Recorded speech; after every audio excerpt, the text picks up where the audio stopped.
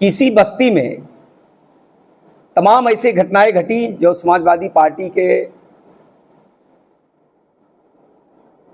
किसी भी नेता ने नहीं, उनके सांसद हों, उनके विधायक हों, किसी ने भी कोई ना तो आंदोलन किया, ना कोई प्रक्रिया की, ना कोई डेलीगेशन मिला। लेकिन इसको कहीं न कहीं एक राजनीतिक रोटी सेकने का प्रयास, जब गिरफ्तारी सबकी हो गई उसके बाद समाजवादी पार्टी को नहीं करनी चाहिए और पुलिस प्रशासन को, जिला प्रशासन को भी अनायास किसी के दबाव में आकर के गलत कोई काम नहीं करना चाहिए।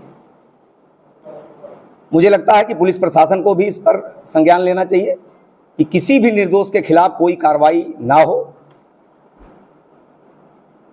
जो लोग दोषी हैं वो गिरफ्तार हो चुके हैं, अधिकांश।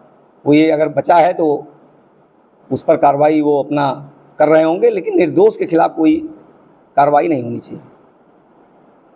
मैं इस बात को बार बार कहता हूं, समाजवादी पार्टी घटना से ज़्यादा राजनीति की रोटी सेकने का प्रयास कर रही है। वो मैं इसलिए कहता हूं कि कुछ दिन पहले कलवारी थाना क्षेत्र में एक चौधरी की हत्या हुई थी। एक भी डेलीगेशन और एक भी प्रक्रिया समाजवादी पार्टी के तथाकथित जातवादी नेता जो जाति की राजनीति करते हैं, कोई प्रक्रिया नहीं व्यक्त की।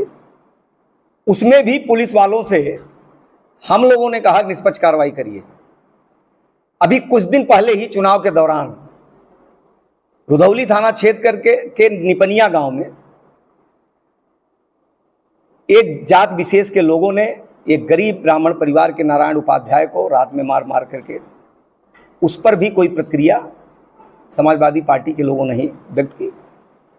तो मैं कह सकता हूं समाजवादी पार्टी को घटनाओं से कोई लेना देना नहीं है, उनको अपनी रोटी सेकनी है। वो रोटी सेकना बंद करना चाहिए और जिला प्रशासन को, पुलिस प्रशासन को किसी भी दबाव में नहीं आना चाहिए। निष्पक्ष कार्रवाई उन्होंने जो दोषी थे उनके खिलाफ की है, आगे कोर्ट अपनी कार्रवाई करेगी, लेकिन निर्दोष लोगों को जो पुलिस उत्पीड़न कर रही है वो तत्काल बंद होना चाहिए। और मुझे लगता है कि इस विषय को लेकर के हम लोग उत्तर प्रदेश सरकार से भी बात करेंगे, संबंधित अधिकारियों से भी बात करेंगे कि इस प्रकार का उत्पीड़न बस्ती जिले में बंद होना चाहिए और जिला प्रशासन को सख्त रवैया अपनाते हुए किसी भी राजनीतिक दबाव में, क्योंकि ये आंदोलन नहीं है, ये गुंडागर्दी है। वहीं पर समाजवादी पार्टी के नेताओं ने समाजवादी पार्टी से जुड़े हुए एक लड़के की उसी घटना में पैरवी की और दूसरे लोगों को फंसाने के लिए आंदोलन किया। तो भाई पैरवी तो निष्पक्ष होनी चाहिए। बिलाल नाम के एक लड़के को अभी तक पुलिस नहीं उठा पाई है, जबकि सारा षड्यंत्र वहां से हुआ। उसकी पैरवी कौन की ये पता करना चाहिए। उसकी पैरवी कौन की? बस्ती के जनप्रतिनिधियों ने पैरवी की, तमाम लोगों ने पैरवी की, ये भी पता होना चाहिए। तो दोहरा चरित्र समाजवादी पार्टी के नेताओं को नहीं अपनाना चाहिए कि एक तरफ तो उसी केस से जुड़े हुए कुछ लोगों को बचाने का प्रयास और एक तरफ दूसरे लोगों को फंसाने का प्रयास। तो जो दोषी है उसके खिलाफ कार्रवाई के लिए भाई हमारी पार्टी भी कहती है, हम भी कहते हैं, लेकिन निर्दोष लोगों के खिलाफ जो कार्रवाई हो रही है वो रुकनी चाहिए, तत्काल रुकनी चाहिए। और इस विषय को लेकर के संबंधित अधिकारियों से, संबंधित जो हमारी पार्टी के सीनियर नेता हैं, सरकार के हमारे मुखिया हैं, उन सब से मैं बात करूँगा। तो सपा मानसिकता के अधिकारी बैठे हुए हैं जो विपक्ष की बात सुन रहे हैं। मैं इस विषय पर कुछ नहीं कहूँगा, लेकिन इतना जरूर कहूँगा कि राजनीतिक, इस प्रकार के राजनीतिक मुद्दों के दबाव में, आंदोलन में अधिकारियों को नहीं आना चाहिए। जाति और धर्म देख के क्या विपक्ष राजनीति कर रहा है? देखिए, विपक्ष को केवल अपनी राजनीति करना है। मैंने दो उदाहरण दिया। एक चौधरी का उदाहरण दिया, कलवारी थाना क्षेत्र में काट करके मार दिया गया था। समाजवादी पार्टी के बहुत बड़े नेता जो अपने आप को जाति नेता कहते हैं, एक शब्द उन्होंने नहीं बोला। वहाँ पर भी पुलिस प्रशासन से मैंने बात किया कि निष्पक्ष जांच हो, कार्रवाई हो। और अभी एक ब्राह्मण परिवार के 14 साल के लड़के को पीट करके मार दिया गया, उस पर एक प्रक्रिया इन लोगों ने दिया। तो ये जाति कहीं न कहीं इनको केवल अपनी राजनीति करनी है, अपने एक जाति विशेष के लिए काम करना है। न्याय पे जात यहाँ भी हो गया, ठीक है ना? नहीं, निश्चित रूप से कहीं कहीं इनको अपनी राजनीति कर रहे हैं, वो उनको न्याय से मतलब नहीं है, उनको दोषियों के खिलाफ कार्रवाई इससे भी मतलब नहीं है।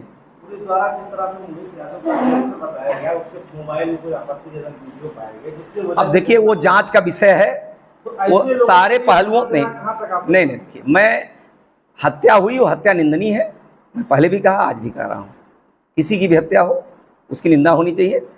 कौन दोषी था, कौन गलत था, कौन सही था, इसकी जांच पुलिस कर रही है।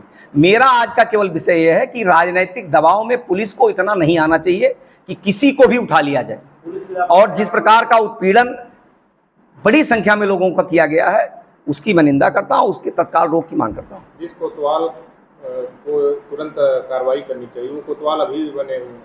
अब देखिए ये कौन दोषी है उस पर निश्चित रूप से मान रही है कि तो पुलिस, देखिए जो भी दोषी, मैं किसी एक व्यक्ति के विषय में नहीं बोलूंगा यहाँ पर, जो भी दोषी हो इस घटना जुड़ा हुआ, वो जिला प्रशासन, पुलिस प्रशासन या जो लोग इसमें इन्वॉल्व थे उनके खिलाफ पुलिस ने कार्रवाई की है, उन सबके खिलाफ कार्रवाई होनी चाहिए।